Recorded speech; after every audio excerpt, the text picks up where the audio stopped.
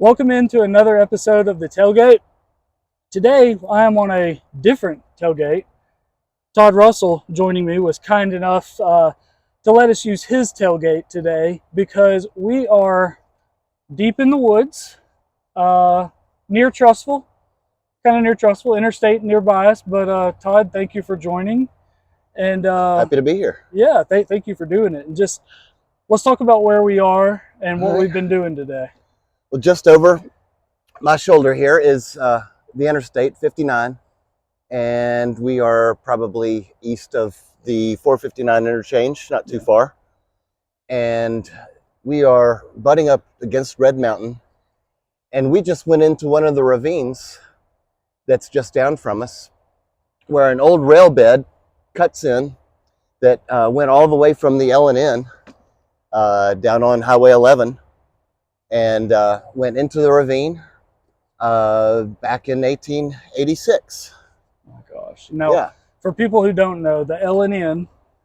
That was the railroad that came in, I guess, originally from Mississippi, I believe, but definitely from Tuscaloosa, and then through Birmingham, and then reached here. And in 1886, Mr. Edwards and another landowner leased some of this land to Mr. Smith and Mr. Eastman. And later that year, some Pennsylvania guys came down and incorporated the Trussville furnace. They found this mine site to their liking, so they started mining ore here to feed the furnace, which now is the site of the Trussville High School. Yeah. Now it's actually the history of that school is crazy. It was originally the high school from 1938 to 1983. Then it was the middle school. It was my middle school from 1984 until 2007, I think. Mm-hmm. Closed for, I guess, almost a decade, or it was just empty. Renovated and reopened in 2016 as Cahaba Elementary. So it's been a high school, a middle, and now an elementary. But that location, before the school was there, before the federal government came in and made the Cahaba project, built the school, was the site of that furnace that you talked about. And there's some great photos of the old furnace at the museum from Mr. Massey. And I think this mine was in operation into the 90s. I think it was probably closed before the turn of the century. 1890s, right? Yeah, 1890s. Wow. But it could have gone into the early 1900s. Wow. But yeah, this was probably the last major ore mine until you hit Springville.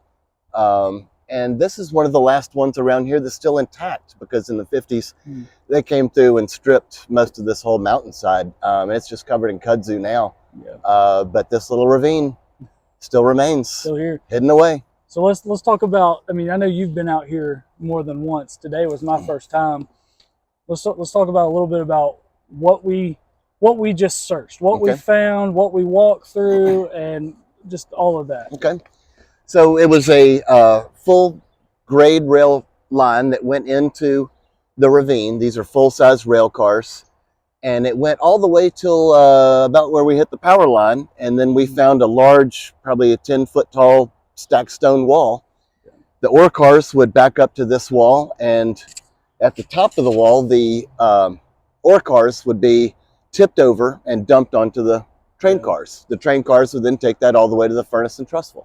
How about that? What did they use the ore for at the furnace? So at the furnace, the ore was mixed with limestone and melted into slag, using coal to fire the furnace. Wow. You know, you can still find that slag all over around there. It's Slag Heap Hill, is that the name of it? Slag Heap Village is Slag what they Heap Village, call it. okay. Yeah, so they had, a little history there, calling it Slag Heap Village. Originally, that was going to be a resettlement project, most like the others, where you get a modest house, 5 acres to farm, and just self-sustain, subsistence farming, subsistence living, right?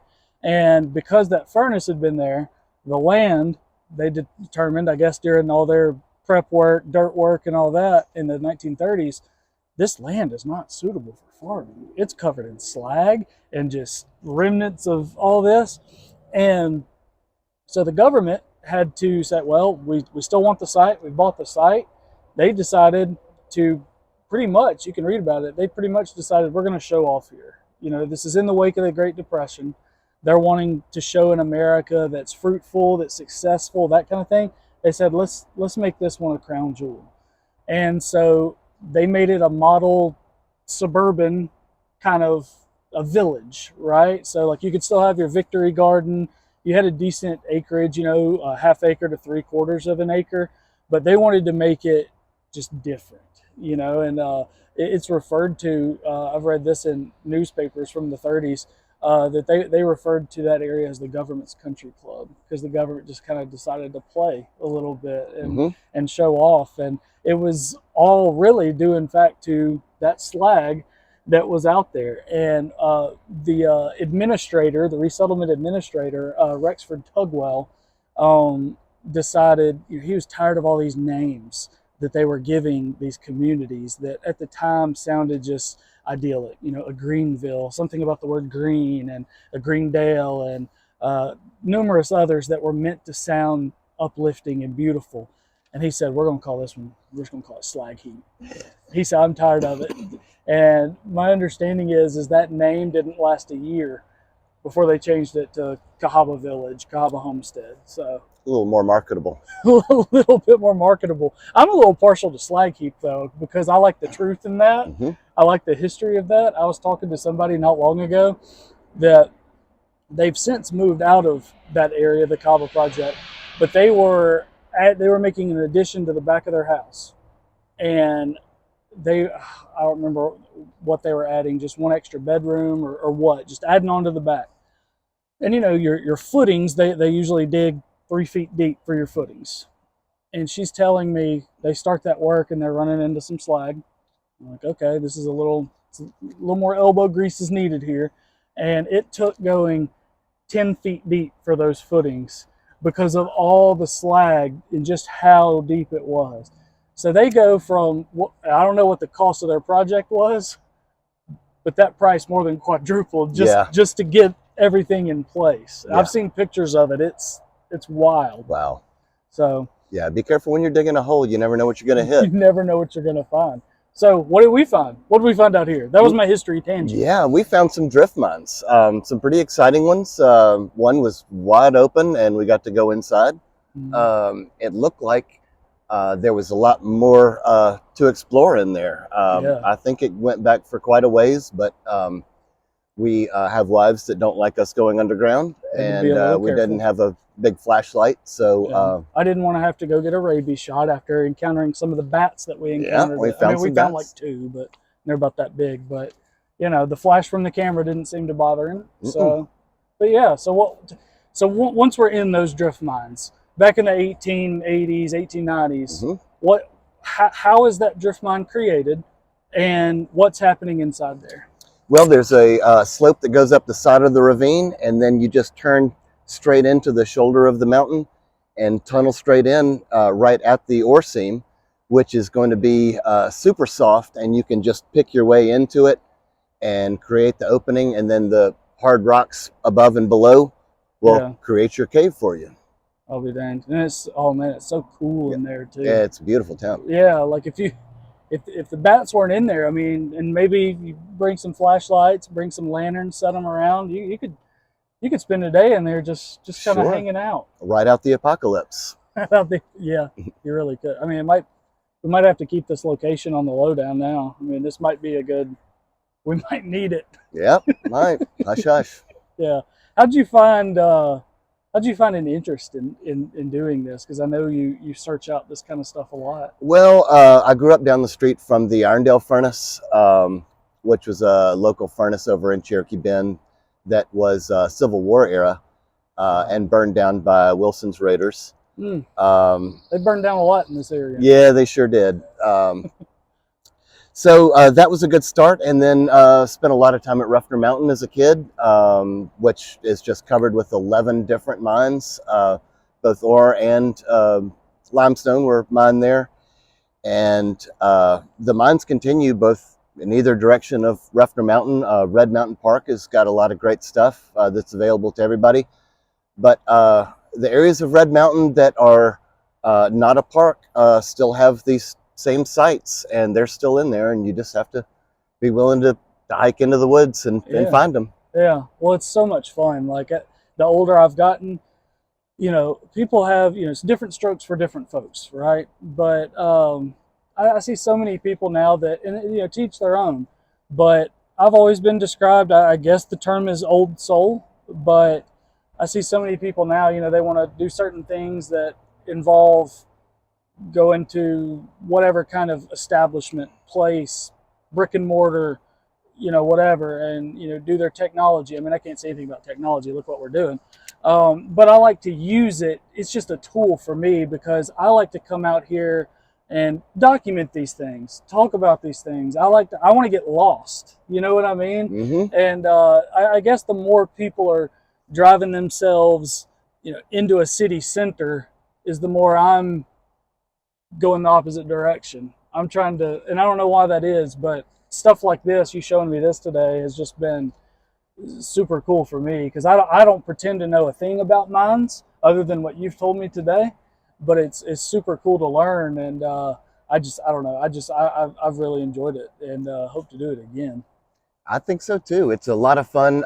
It's hard to get people to come out here sometimes, but they never leave disappointed. No. Yeah, let's do it again. Yeah. So what is you tell me, like, whether it be here at the Smith and Eastman mines, whether it be across the road here at Alfreda, somewhere else.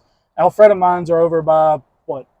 Just underneath the Medical Center East Medical Hospital. Center East Hospital. Yep. What's been the coolest thing you've stumbled across, found, learned, and where? Well, over at Alfreda, I found a air shaft. It is a scary hole in the ground. It's probably about 4 to 6 feet in diameter. It went straight down about 12 to 15 feet and then hit some water. And I don't know how deep the water is, but it is green moss all the way up and down. So you are not going to be climbing out of that thing. Oh my gosh. Yeah, you definitely don't want to be falling in that. And there's plenty of those. They're all over Ruffner. I'm sure there are plenty more all over this mountain.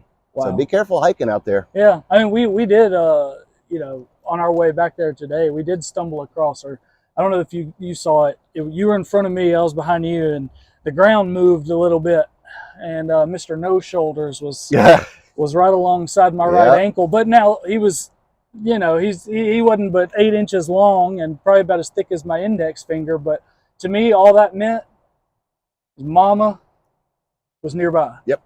Had to be nearby. And that is the fastest I've ever moved in these boots.